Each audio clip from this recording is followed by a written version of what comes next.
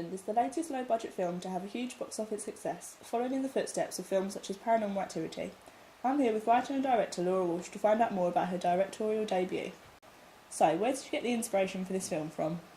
My love of horror films heavily influenced my script and writing and directing for this film. I wanted it to be as realistic as possible so the audience could imagine themselves in the situation and relate to the characters. As for the actual storyline, I travel on trains a lot, and I've often wondered what's in the darkness between each station. After doing some research and finding out about abandoned stations that are literally stuck in time, I knew it would be a perfect setting for something to go very wrong. This film had an interesting marketing campaign. Can you expand on that?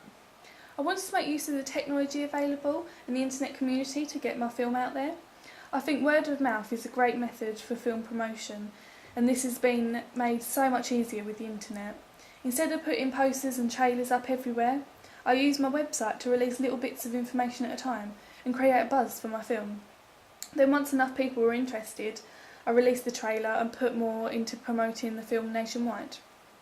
This is your directorial debut. What other projects can we expect from you in the future? I have a couple more scripts that I've started. I find it difficult to stick to one project at a time, so there's a few things going on.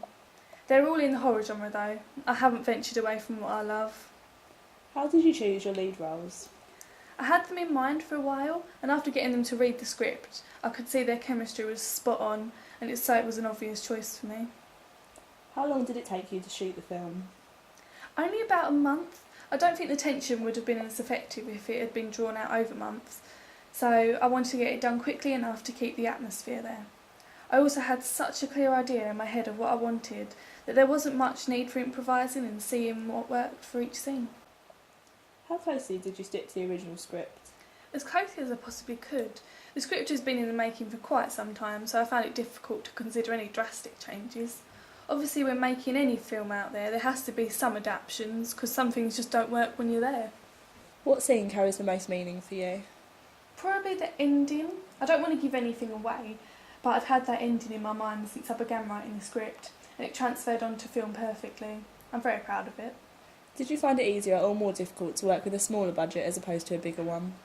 At times it was more difficult when you start getting all these crazy ideas, but for the most part I found having a smaller budget allowed me to keep a sense of realism on the film. I feel the lack of special effects and over-the-top sets made it much more believable for the audience. Well, the audience definitely seemed to enjoy it. Abandoned is out in cinemas now.